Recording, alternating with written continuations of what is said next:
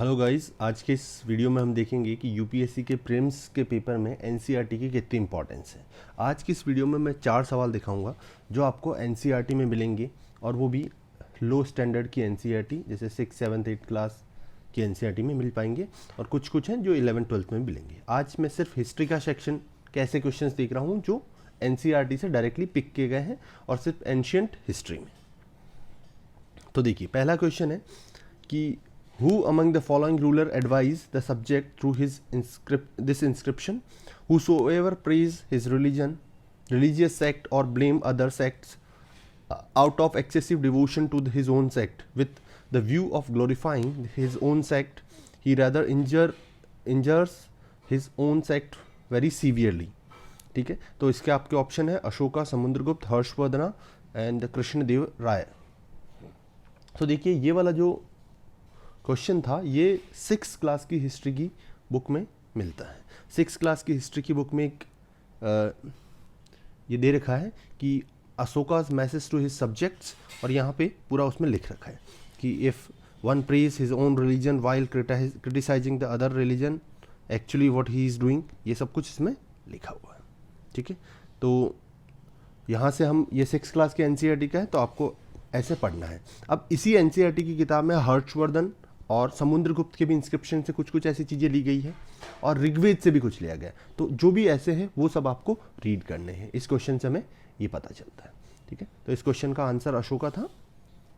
Next question है कि with reference to the following scholars literature of ancient India, consider the following statement. Panini is associated with Pushyamitra Sunga. Amarsimha is associated with Harshvardhana. Kalidas is associated with Chandragupta II.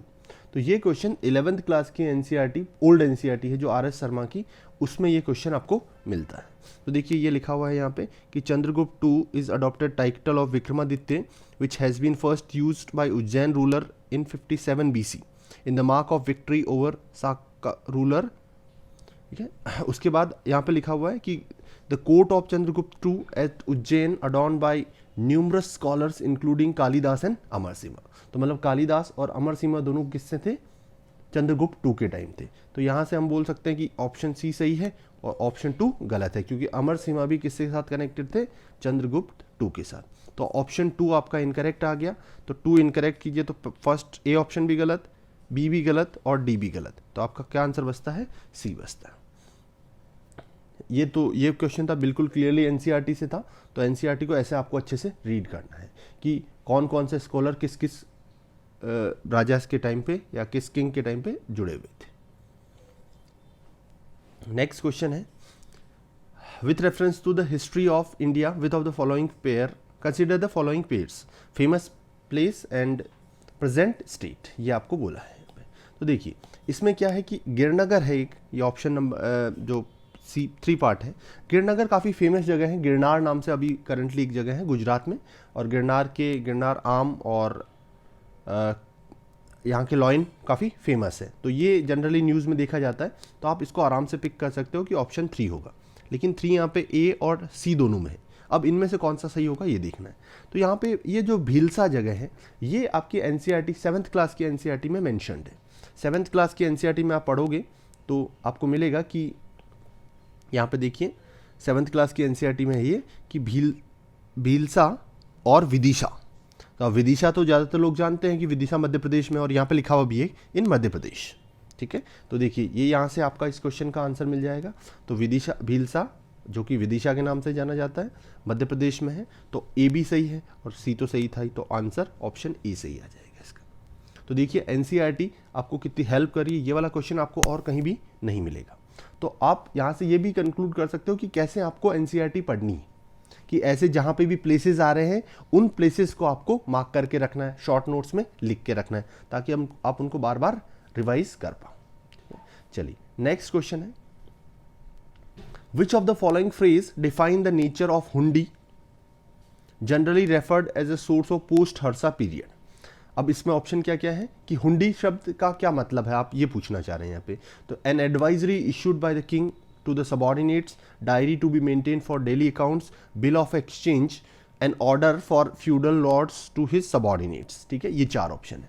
अब ये question कहाँ पे, ये question बहुत सारी, ये word बहुत सारी जगह मेंशन है, लेकिन ये इकोनॉमिक्स में भी आता है और हिस्ट्री में भी है। हिस्ट्री में ये आपको वर्ड बहुत सारी जगह मिलेगा, लेकिन जनरल कहाँ पे मिल सकता है ये देखिए, ये जो 11th क्लास की एनसीईआरटी है उसका ग्लॉसरी वाला पेज मैंने लिया है, तो उसमें ये साफ साफ मेंशन है, हुंडी मींस बिल ऑफ एक्सचेंज।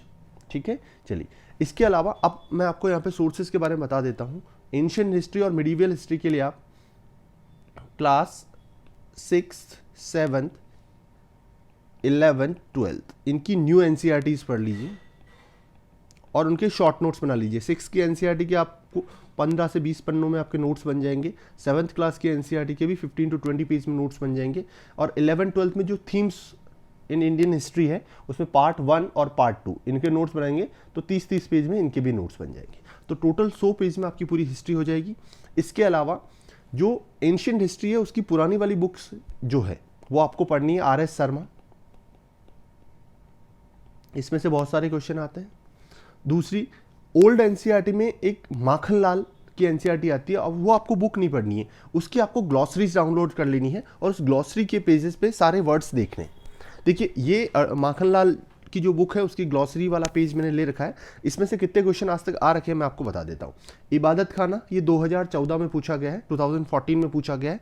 जागीर और जागीरदार और मनसबदार, इन वर्ड के बीच में डिफरेंस भी एक बार पूछा गया है। तो मैं सिर्फ इस एक पेज से बता रहा हूं आपको कि इस एक पेज में से 4-5 सवाल आ चुके हैं।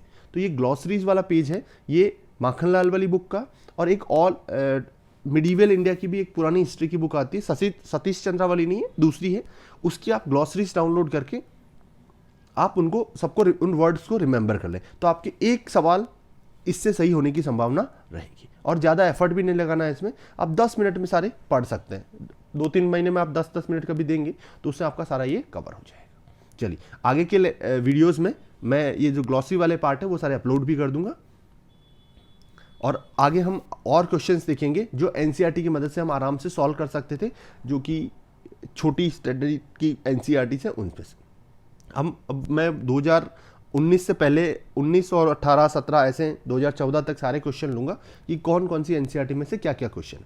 और ये क्वेश्चन देखने का सिर्फ पर्पज़ ये नहीं है कि हमें सिर्फ पता करना है कि सोर्स क्या, हमें ये देखना है कि हमें एनसीईआरटी को पढ़ना कैसे है। कि जैसे हमें ये वर्ड पढ़ने हैं, प्लेसेस जो आ रहे हैं वो प्लेसेस पढ़ने हैं, किंग उसके साथ कौन एसोसिएटेड है, किंग की जो इंस्क्रिप्शन है उनमें क्या लिखा हुआ है। जैसे मैंने आपको बताया कि 6th क्लास की एनसीईआरटी में अशोक के अलावा समुद्रगुप्त, ऋग्वेद, इनके की भी बारे में ऐसे कुछ बॉक्स बना के दे रखे हैं, तो वो भी आपको पता होना चाहिए कि क्या क्या चीज़ें है उसमें और कौन किसके बारे में। चलिए, thank you so much for watching this video.